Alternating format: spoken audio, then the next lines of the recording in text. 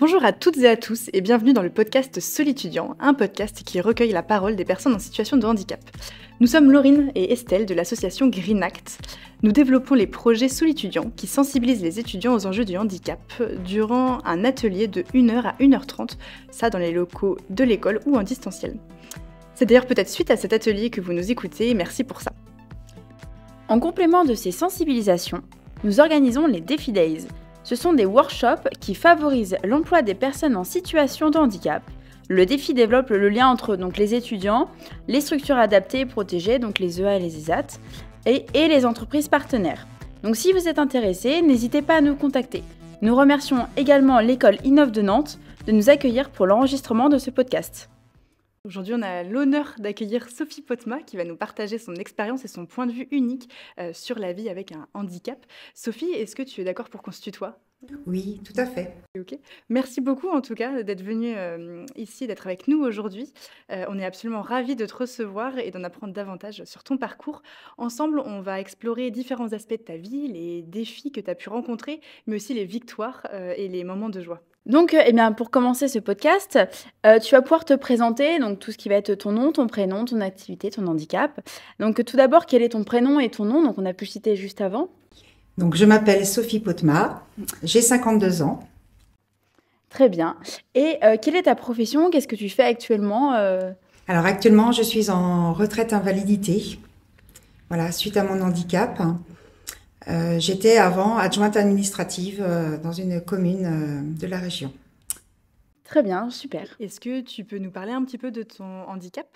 Oui, alors le principal handicap, c'est la vision. J'ai perdu un œil à droite, donc j'ai une prothèse. Et à gauche, j'ai une petite vision, mais j'ai une aide avec une lentille sclérale qui me permet d'avoir quand même une vision, on va dire, à peu près correcte au niveau périphérie, qui me permet encore de conduire un petit peu. D'accord. Oui. Okay. Et comment s'appelle cette maladie ? Alors, j'ai eu un syndrome de Lyell et Stevens-Johnson à l'âge de 11 ans, exactement le 6 décembre 1982.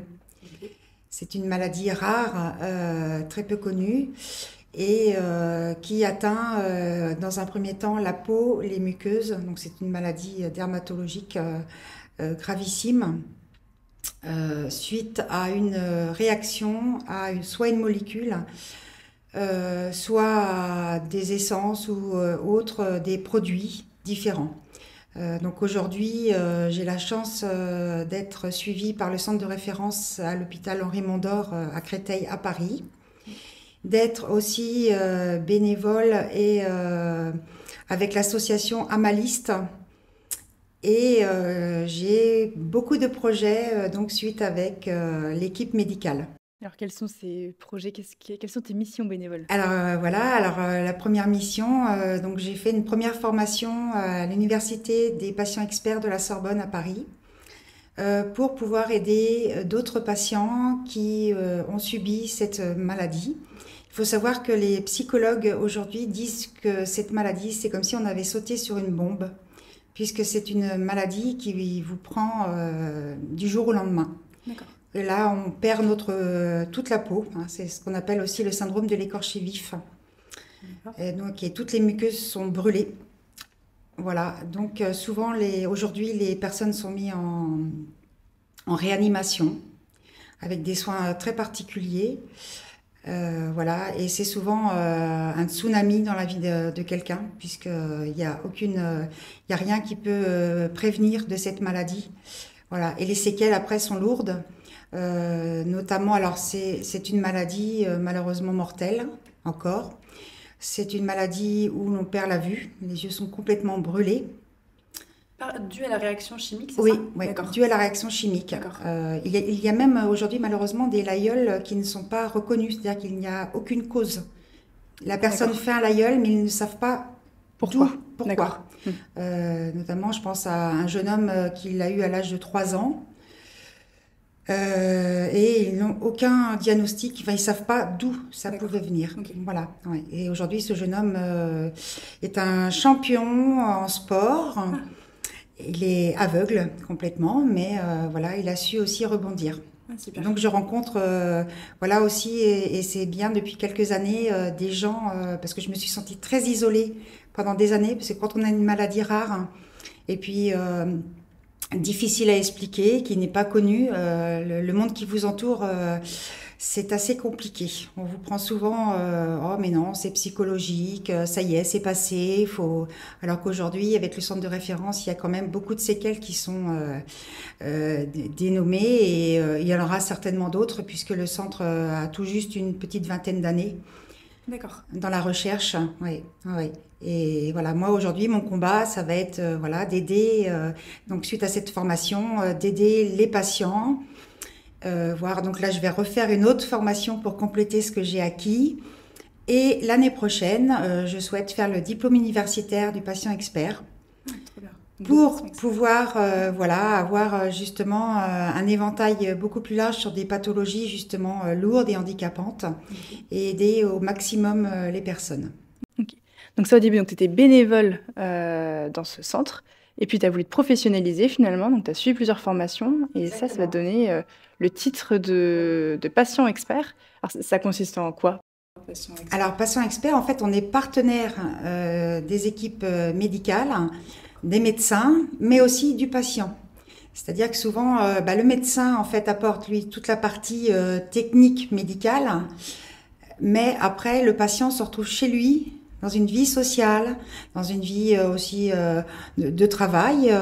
Donc, il faut vivre avec la maladie, avec l'handicap. Donc, tout ça, c'est d'essayer d'aider la personne au mieux pour qu'elle puisse vivre avec sa maladie ou son handicap. Voilà, tu parlais de solitude au tout début, et c'est justement pour contrer cette solitude que tu vas venir en aide. J'aimerais bien créer une sorte de petite force.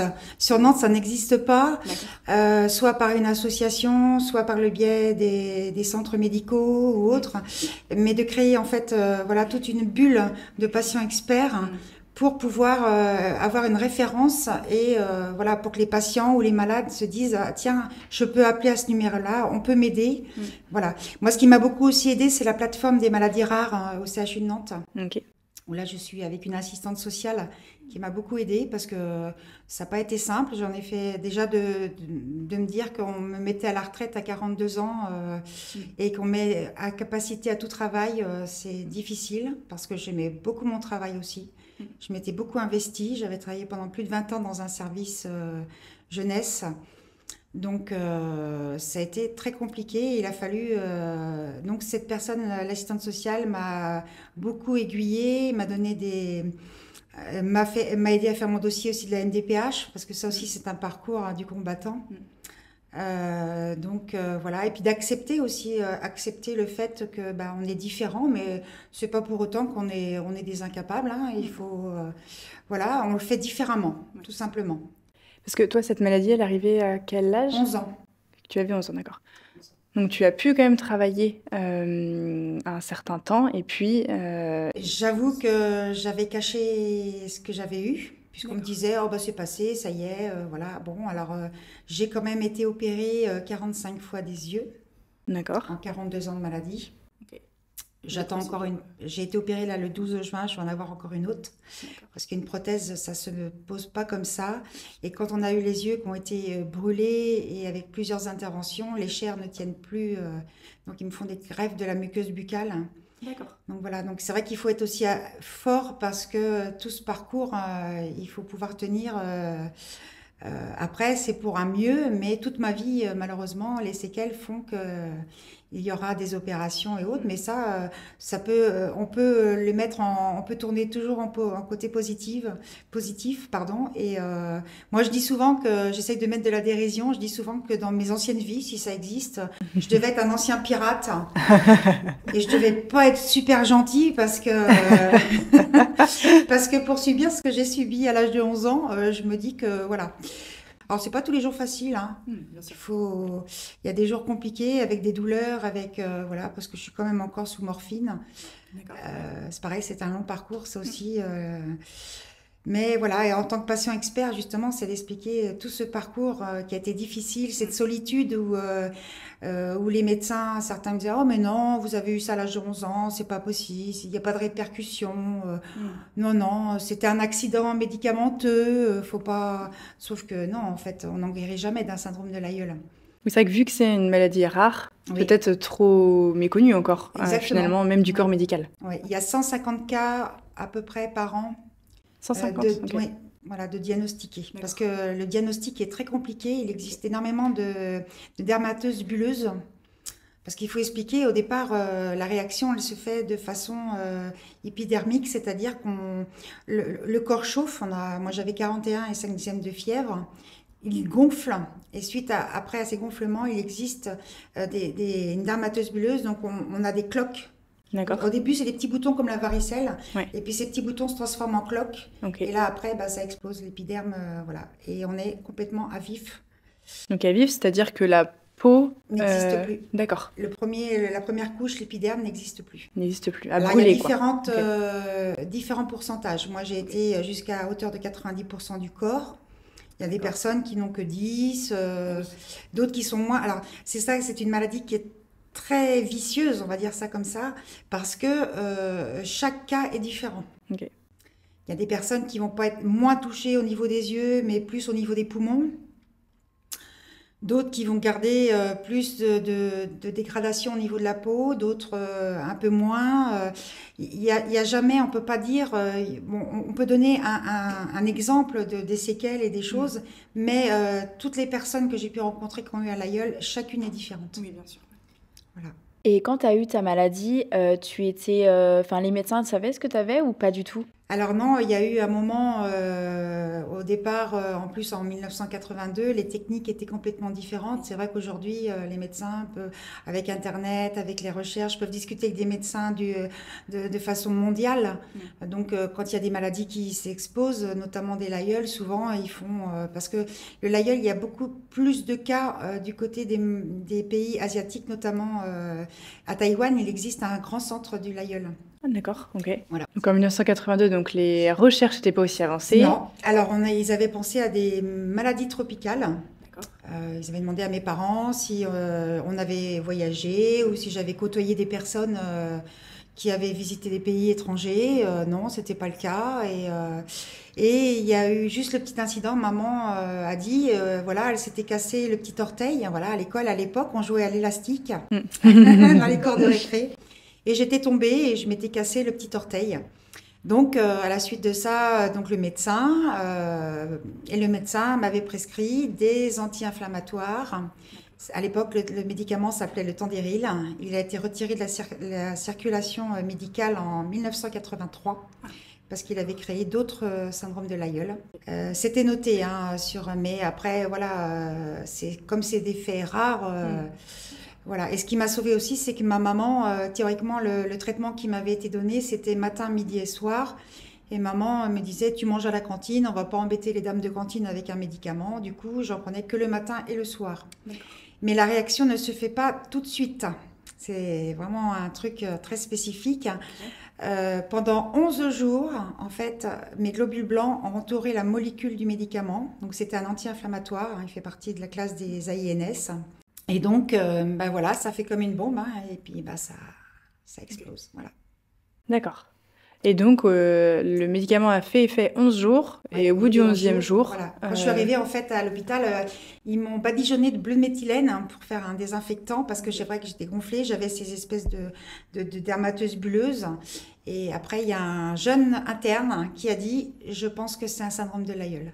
D'accord. Et en effet... Voilà. La seule chose, c'est que moi, à l'époque, je n'ai pas été mise en réanimation. Ok. J'étais dans une chambre, ce qui est tout à fait normal, avec un matelas et des draps normaux. Donc, imaginez, plus de peau, la chair qui colle au drap. Voilà. Et le moindre geste que vous faites, ça s'écorche, ça saigne. Voilà. D'accord. Oui, parce qu'aujourd'hui, j'imagine qu'il y a des draps spéciaux. Alors voilà, j'ai eu la chance d'aller au centre de référence. Au centre de référence, d'ailleurs, j'ai dormi 8 jours dans une chambre pour un l'aïeul. D'accord. Ça a été quand même une semaine pleine d'émotions parce que Difficile, parce que je me dis, mince, s'il y avait eu ça à mon époque, j'aurais peut-être moins souffert. Parce que finalement, j'ai quand même des souffrances qui sont restées dans ma chair. D'accord. Aujourd'hui, j'en fais une force positive, mais il y a beaucoup d'années où ça a été de la colère. Beaucoup de D'accord. colère. De la souffrance terrible, voilà. Donc aujourd'hui, il existe des matelas spécifiques. La chambre aussi est climatisée d'une certaine façon pour garder l'épiderme aussi, parce qu'il ne faut pas que ça sèche. Il faut que la chambre soit complètement aseptisée, parce que forcément, plus de peau, c'est l'ouverture à plein de microbes. Dans la chambre, il existe aussi une baignoire spécifique pour faire les bains du malade. Et puis l'écoute psychologique, moi je n'avais pas du tout. Mais bien sûr. Donc voilà, moi j'ai vécu dans un enfer. C'était l'enfer. Les médecins avaient dit à mes parents que malheureusement, voilà, j'avais un cap à passer et que c'était pas sûr que je m'en sorte. Puis finalement, ce qu'on m'a dit, donc les infirmières que j'ai rencontrées qui faisaient mes soins m'ont appelée Sophie Courage ou Sophie Miracle, parce que voilà, normalement c'est mortel et que je m'en étais sortie. Vu mon courage et aujourd'hui, les médecins du centre de référence m'ont dit mais vous aviez déjà à l'époque un mental d'acier. D'acier, ouais. Ouais. Oui, j'imagine qu'il faut garder le cap, il faut garder le moral, j'imagine, dans ces moments-là. Oui, mais c'est pas facile parce qu'après 11 ans, donc 12 ans, après vous arrivez dans l'adolescence. Et moi, j'étais pas une jeune fille comme les autres. Parce que j'ai eu des problèmes de poids, parce qu'on m'avait donné beaucoup de cortisone, parce qu'à l'époque, ils ne savaient pas soigner non plus. Donc, il y a mon temps, à 15 ans, j'ai fait 95 kilos. Je devais m'habiller chez l'homme parce que pas de rayon pour les. Donc, déjà, on se sent complètement en dehors de la société. Déjà, j'avais perdu mes cheveux, j'avais perdu mes ongles. Ça, c'était dû justement au fait que c'était brûlé en même temps que l'épiderme, les cheveux et les ongles. C'est ça. Okay. Alors, tout le monde n'a pas ça, mais moi, voilà. Donc, quand on se retrouve. Donc, l'adolescence. Je comprends très bien les jeunes gens qui ont des leucémies ou des cancers, qui perdent, en effet. Surtout qu'à cette période-là, l'image est très, très importante. Oui, l'adolescence, oui, carrément. Et puis, j'ai essayé d'expliquer ma maladie, mais en fait, personne ne me comprenait. Me disait, mais non, enfin bref. Puis, j'avais des lunettes de soleil parce que j'avais une photosensibilité accrue, voilà. Et j'avais des opérations, mais je ne pouvais pas expliquer. La seule chose qui a été positive à cette époque-là, c'est que forcément, je suis devenue mûre beaucoup plus tôt. Oui. Parce que voilà, quand on subit un choc pareil, alors j'avais juste une dernière chance à dire, c'est que j'ai eu la chance, c'est que ma maman travaillait au CHU. D'accord. Elle était assistante dentaire, voilà. Okay. Donc je demandais à ce qu'elle vienne aider les infirmières à faire les soins. Ah d'accord. Donc ça doit faire plaisir. Exactement. C'est une sacrée force en fait aussi. Ouais, bien sûr. Donc l'adolescence, voilà, plus ou moins compliquée avec l'apparence forcément qui compte beaucoup à cet âge-là, et ensuite. Après, le début de vie de jeune femme, comment est-ce que ça s'est... Alors après, finalement, on reprend la force. C'est-à-dire qu'on se dit, soit je me bats et j'avance, soit... Puis finalement, au fur et à mesure que les médecins me disent, mais non, c'est vieux, etc., finalement, j'en ai fait un peu un déni de ma maladie. D'accord. C'est-à-dire que quand je me faisais opérer des yeux ou que j'avais des soucis de peau ou autre, je disais, oh non, mais ça va passer, c'est pas... Ou alors j'ai une conjonctivite, je disais aux gens, voilà. Ou je me suis fait opérer parce que j'avais un petit kyste. D'accord. En fait, je fabulais parce que j'avais pas envie de réentendre qu'avec la maturité, avec l'âge qui avançait, je me disais, non, allez, il faut que j'avance. Allez, on la met dans un tiroir, cette maladie, on essaie d'avancer bon et mal gré. Et voilà. Et c'est ce que j'ai fait. Et finalement, ça a été pas mal. Ça a été pas mal parce que j'ai pu rencontrer mon mari, avoir du travail.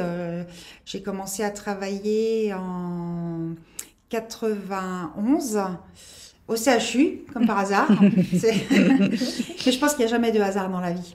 Même les personnes qu'on rencontre, je pense qu'elles nous sont destinées. Voilà. Après, c'est du fait de mon expérience que je m'en rends compte. Voilà, j'ai fait un remplacement de maternité à l'époque, 6 mois. Après, j'ai travaillé à l'hôpital de Vertou, qui était un EHPAD, mais dans l'administration. Donc, toi, malgré les complications qu'il y a pu avoir, tu as pu avoir donc 2 enfants. Oui. C'est mes trésors. J'imagine une grande fierté, d'autant plus quand c'est incertain d'avoir des enfants. En avoir 2, forcément, ça doit être une sacrée fierté. Oui, et puis j'ai eu la chance d'avoir une fille et un garçon. Bon, j'aurais eu 2 filles ou 2 garçons, c'était peu importe. Du moment que moi, les enfants étaient en bonne santé. Oui, parce que j'avais posé une question à un médecin un jour en disant, j'avais 15 ans à l'époque, est-ce que si j'ai des enfants, mes enfants auront la même maladie que moi ? Voilà, est-ce que c'est génétique ? Voilà. Le médecin m'a répondu non à l'époque. D'accord, ok. Or, aujourd'hui, avec les recherches, il n'y a pas vraiment de chiffres, mais il y a, au niveau justement de Taïwan, il y a eu des références où il y a eu parents et enfants, D'accord. voilà, qui ont eu l'aïeul. Donc Mais j'imagine qu'il y a un c'est- suivi particulier à faire. Alors, j'imagine. mes enfants ont possibilité de pouvoir faire un test, D'accord. justement, pour savoir s'ils sont allergiques, comme moi, aux AINS. Donc, jusqu'à présent, mes enfants, je les ai protégés de cette molécule. Voilà, donc ils le savent depuis qu'ils sont petits. Ouais.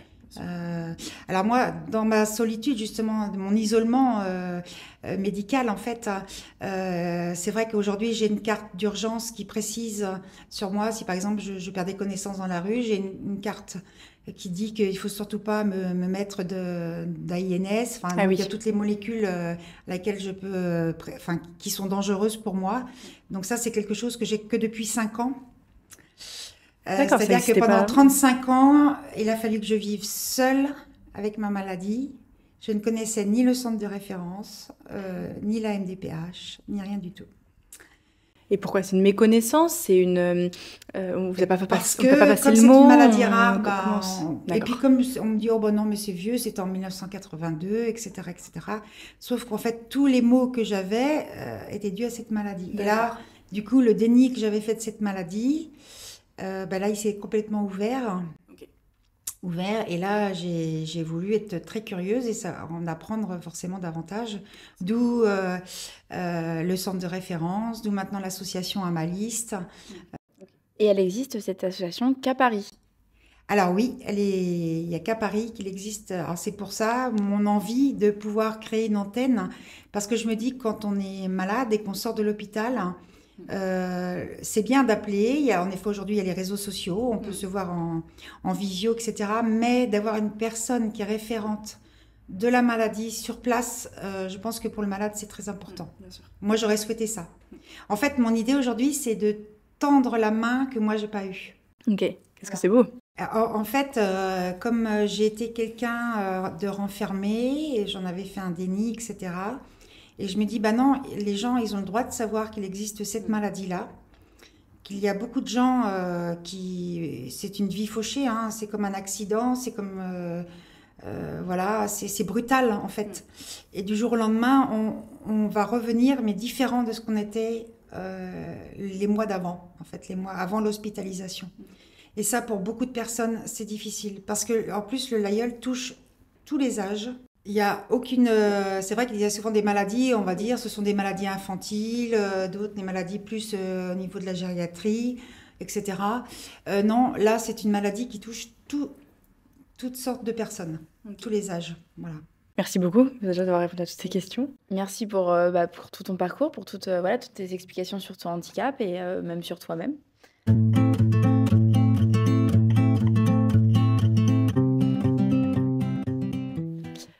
Et du coup, on te propose de faire un petit, on va dire un petit jeu, on va dire, qu'on appelle vérité vs préjugé. Avec plaisir. On va dire des phrases ou des faits et tu devras donc nous dire si c'est vrai, si c'est faux. Si jamais c'est venu, si tu connais ces situations-là, n'hésite pas à dire aussi un peu ton témoignage. La première phrase étant donc qui concerne les places de parking. Les places de parking pour les personnes en situation de handicap ne sont destinées qu'aux personnes en fauteuil roulant. Vrai ou faux? Vrai. Pardon, faux. Non, faux. Non, mais parce que dans ma tête, comme tu parles, voilà, j'ai en effet plein d'expériences sur ce fait-là. Donc les places de parking. Et si on parle des caisses prioritaires dans les supermarchés, est-ce qu'elles sont pareil, les caisses prioritaires ne sont destinées qu'aux personnes à mobilité réduite? Faux. Est-ce que toi tu peux oui. témoigner? Alors c'est vrai qu'aujourd'hui j'ai un aspect d'une personne normale. Voilà, on voit, c'est j'ai des handicaps invisibles et je pense que pour toutes les personnes qui ont des handicaps invisibles, c'est la galère. Parce qu'il y a une chose à laquelle, et moi j'en ai parlé auprès de l'association et je vais en parler aussi auprès de l'université de la Sorbonne, parce qu'il y a une partie aussi où on peut faire partie du ministère de la Santé. Alors je ne dis pas que je vais tout faire changer, non, mais c'est que nos voix à nous vont peut-être apporter un changement sur le pictogramme qui est mis en place. Parce que ce pictogramme, en fait, il symbolise une personne en fauteuil roulant. Donc, pour les personnes tout à fait normales, elles croient que finalement, le handicap, c'est qu'un fauteuil roulant. Alors que le handicap en fauteuil roulant représente que 2 à 3% du handicap en France. Et justement, le handicap visible représente 80%. Donc effectivement, il y a quand même une injustice envers invisible, le pictogramme. 80%, ouais. Invisible représente 80% du handicap en France. Oui, tout à fait. Et justement, c'est une bataille, hein, ça aussi. Ouais. Alors, soit on se fâche. Donc, c'est quoi? C'est qu'il y a des remarques il y a des remarques vraiment déplacées. Moi, je peux sortir de ma voiture et on me dit, mais vous n'êtes pas handicapé. Alors, au début, j'essayais d'expliquer ma situation, mais finalement, c'est du temps perdu. Ouais. Pour des personnes complètement négatives et très toxiques. Et finalement, dans ces cas-là, je prends ma carte et je montre. Voilà. Du coup, voilà, donc une carte... ma carte en maintenant qui est permanente, c'est-à-dire à vie. Ok. Et du coup, voilà, toi, tu as une carte que tu as sur ta voiture ou sur toi? Comment est-ce que tu l'as? Alors, j'ai une carte dans la voiture et j'ai une carte sur moi de priorité. D'accord. Ok. Voilà, et qui sont toutes les deux. Alors, j'avais commencé mon dossier MDPH en 2013. Mais il n'y a que 11 ans après, en fait, où j'ai... parce que souvent, il y a des dates, c'est-à-dire que ça dure 5 ans, il faut refaire le dossier, etc., etc. Parce que c'est vrai, dans certains handicaps ou dans certaines maladies, il y a des évolutions. Voilà, donc moi, aujourd'hui, j'ai mes cartes en permanence. Ok. Voilà, pour la vie, bon, donc tu réponds à base de cartes, en les montrant, voilà. Oui, oui, parce que finalement, ça va plus vite que d'expliquer, parce qu'il y a beaucoup de gens qui sont intolérants, déjà. Et voilà. Okay. Le sujet du handicap, il est facile à évoquer et à comprendre. Est-ce que c'est vrai ou pas du tout? Alors, c'est faux et c'est vrai. D'accord. C'est-à-dire, il est faux quand, au tout début, on vous dit, voilà, vous êtes handicapé. Je pense qu'au début, c'est pas facile pour la personne d'expliquer. C'est déjà pour elle compliqué. Après, avec le temps et je pense la maturité, puis chaque personne voit sa maladie différemment, son handicap différent. Et je pense qu'après, c'est assez simple. Enfin, pour moi, aujourd'hui, j'en parle de façon facile et tout à fait normale. Les personnes en situation de handicap ont des besoins bien particuliers. Ouais. Dans ton cas, quels sont les symptômes que tu as donc aujourd'hui et quels sont les besoins donc tu as bien sûr que chaque personne est unique et a des besoins particuliers, mais voilà, qu'est-ce que toi tu ressens comme besoin? Moi, j'aimerais un truc tout simple, mais bon, c'est que toutes les marches, parce que moi je suis déficiente visuelle, hein, vraiment ce qui m'embête aujourd'hui, ce sont les marches qui sont de la même couleur. Où il n'y a pas la petite ligne et devant. Je pense que pour tous les déficients visuels ou même des personnes à mobilité réduite, hein, ça peut les aider. C'est simplement de distinguer le nez de marche avec une couleur différente qui rend l'accessibilité beaucoup plus facile. C'est pareil quand on est confronté à un problème administratif ou autre, tout est écrit en petit. Il n'y a pas de solution pour les gens non-voyants ou déficients visuels. Où ils ne proposent pas, par exemple, une lettre en braille. Voilà, ça peut être une petite case à cocher, voyant, non-voyant. Et aujourd'hui, avec les techniques qu'on a, ça pourrait se faire... Oui. Et justement, juste avant, tu parlais de ton audition. Oui. Au vu de ta vue qui baisse de plus en plus, de ce que j'ai pu comprendre, oui. Maintenant, je pense que ton audition, du coup, elle a dû évoluer. Oui. Et tu entends peut-être plus qu'une personne lambda. Exactement. Due à ta maladie. Oui. Alors ça, justement, ça fait partie des choses positives.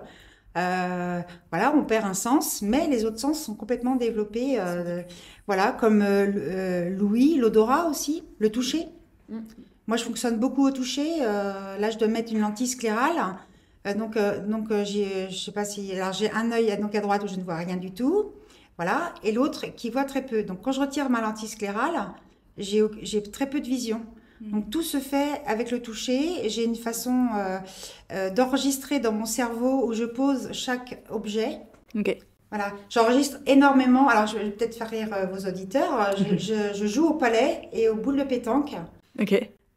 Tout simplement parce que avant de me lancer à jouer, je vais voir où se trouve le cochonnet ou le petit, voilà, au niveau du palais. Ouais.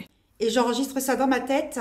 Ok. Et ensuite, j'essaye de lancer en fonction de ce que j'ai dans Ok. mon cerveau. Et ça marche bien alors? Tu gagnes des parties? Oui, Pas mal de parties, ouais, t'es assez forte. je suis assez forte. Ouais, je suis fière de moi. Une sacrée fierté, ouais, j'ai l'impression. Ça étonne beaucoup de gens qui sont autour de moi. Mais voilà, et en fait, j'enregistre énormément dans mon cerveau Ok. beaucoup de choses. Avec le toucher Ouais. notamment. Ouais. Ok.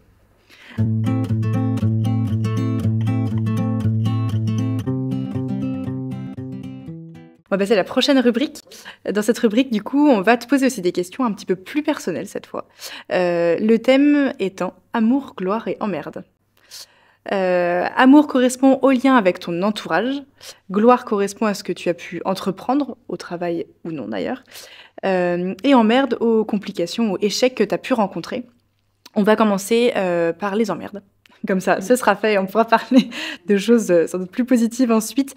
Emmerde, quelle était ta plus grande, la plus grande emmerde, ton plus gros échec dans ta vie? Et comment est-ce que tu t'es adapté à celle-ci?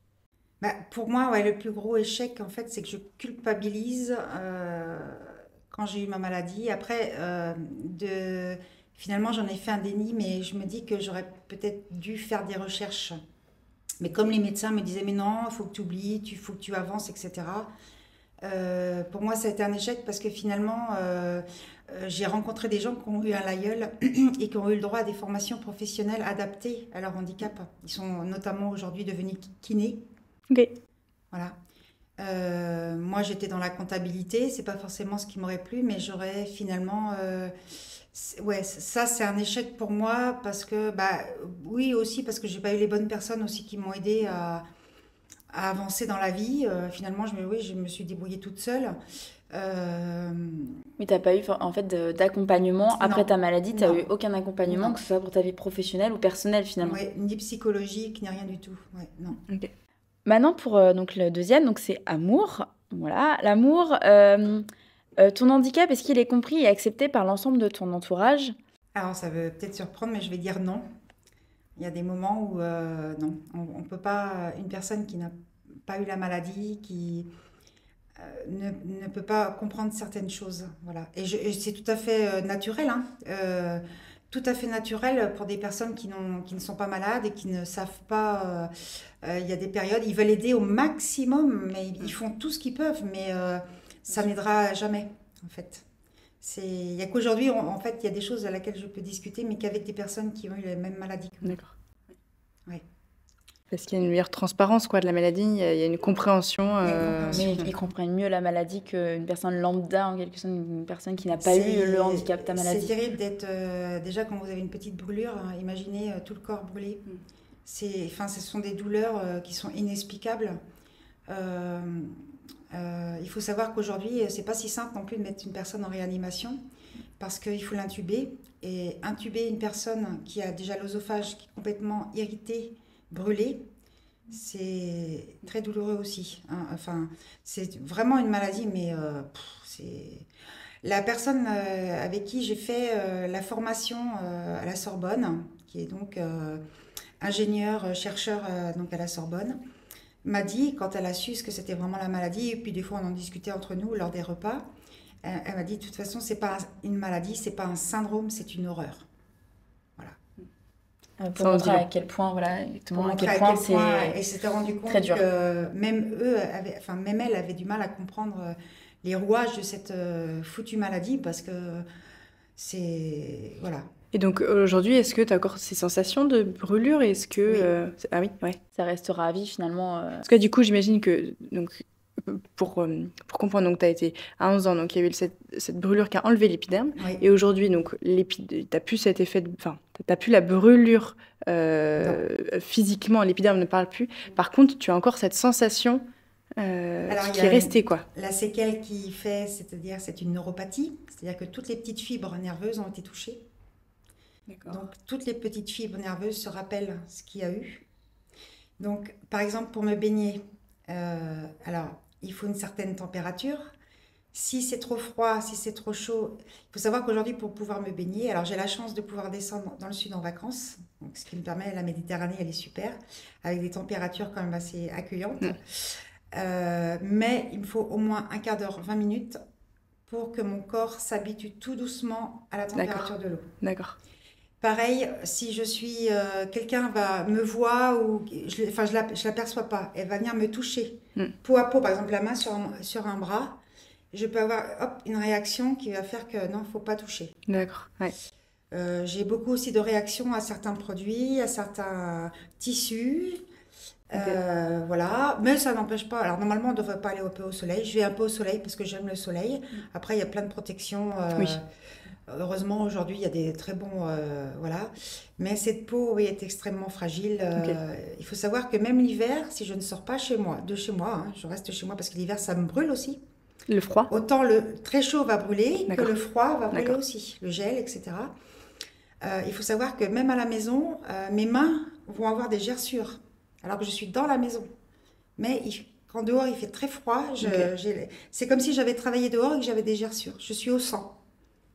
Voilà. Donc la peau reste extrêmement fragile. Très fragile, ouais. Ok. Voilà. Et alors, est-ce que tu es plus frileuse? Est-ce que c'est un rapport avec... Ou au contraire, Je suis plus frileuse et ma température n'est pas de 37, elle est plutôt de 35,6. D'accord. Ouais. Ok.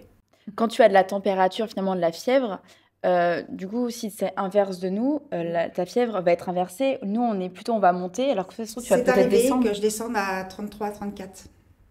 Et c'est quand même appelé de la fièvre? Là, j'avoue que Oui, c'est une fièvre, mais alors c'est un nom Mais... particulier médical que j'ai Oui. plus en tête. Mais oui. D'accord. Mais je peux très bien aussi avoir 39, voilà, Oui, bien c'est sûr. arrivé aussi dans l'autre sens. Ok. Mais oui, il y a cette particularité aussi qui fait que... Tu descends plus facilement qu'une personne. Oui, Ok. oui. Et j'ai souvent très froid, oui. D'accord. Ouais. Ok. Et donc justement, autre question, tu dis tu ne sues pas. Mais est-ce que par exemple tu arrives à pleurer ou est-ce que Alors, tu arrives à... Non, aujourd'hui je ne pleure plus. C'est-à-dire? Alors, j'imagine que l'émotion peut être là, mais c'est ouais. les larmes qui ne coulent pas, c'est ça? C'est ça. C'est D'accord. extrêmement dur à vivre parce qu'on ne peut pas libérer ses émotions comme on le souhaite. D'accord. J'ai un syndrome sec sévère. J'ai D'accord. aussi, donc ça ce sont des séquelles du Lyell. J'ai aussi un syndrome de Cougeron-Scrogène. Alors, qu'est-ce que Tout c'est? ça c'est asséchant et je n'ai plus Ok. de larmes. Donc c'est pour ça que je mets des gouttes régulièrement pour pouvoir avoir des larmes artificielles dans mes yeux, même celui qui a la prothèse. D'accord. Il faut savoir que j'ai des cils qui poussent de façon anarchique, qu'on appelle des cils trichasiques, Ok. qui poussent un peu partout dans la paupière, voire jusqu'au nerf optique, un peu partout, qui frottent les cornets, qui frottent les paupières. Donc on a l'impression toujours d'avoir des grains de sable dans les yeux. Ok. Voilà. Il y a des douleurs qui sont tout le temps là. Et donc, les gouttes, c'est pour, Les gouttes, c'est pour réhydrater, voilà, humidifier parce que ça fait très très mal d'avoir les yeux secs. Oui, bien sûr. Et j'ai été opérée, voilà, j'ai eu plein de... Enfin, je ne vais pas tout expliquer, mais il y a eu différentes interventions pour essayer de soulager ce problème de cils qui frottent. Donc là, par contre, tous les gens qui ont eu un Lyell ont ce problème-là. D'accord. Ok. Ouais. Celui-là, il est commun à tout le monde. Oui, oui. Ok. Et du coup, donc on va passer à la troisième thématique qui est la gloire. Quelle a été ta plus grande réussite, là où les réussites dont tu es fière? Mes enfants. La toute première, ce sont mes enfants. Mes enfants, parce que c'est le trésor, c'est ce qui me permet d'avancer aussi. Voilà, ça me permet énormément d'avancer. Je suis fière des personnes qui sont devenues aujourd'hui. Fière qu'ils ont pu faire des études aussi. Là, ils ont quel âge du coup? Alors, ma fille a 24 ans Ok. et mon fils a 20 ans. Ok, ça marche. Donc Ils une sont grande tous des fierté. étudiants, j'imagine. voilà. Ma fille vient de finir sa session, vient d'avoir son master. Félicitations à elle. Oui, Oui, félicitations à elle, bravo. oui, oui. Je suis ravie, vraiment ravie. C'est des belles choses pour eux. Que Mes tu as enfants. transmis. Oui. du coup.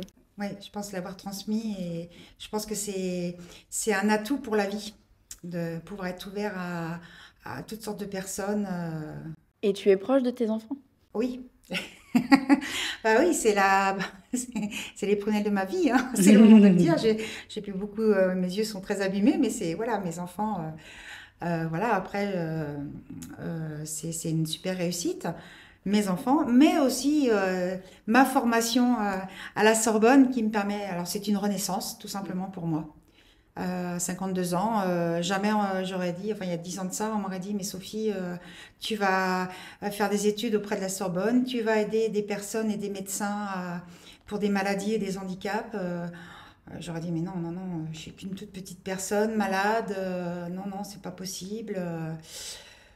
Et finalement, aujourd'hui, je suis en train de, on va dire, j'explose. C'est-à-dire que pour moi, la vie aujourd'hui, c'est un feu d'artifice.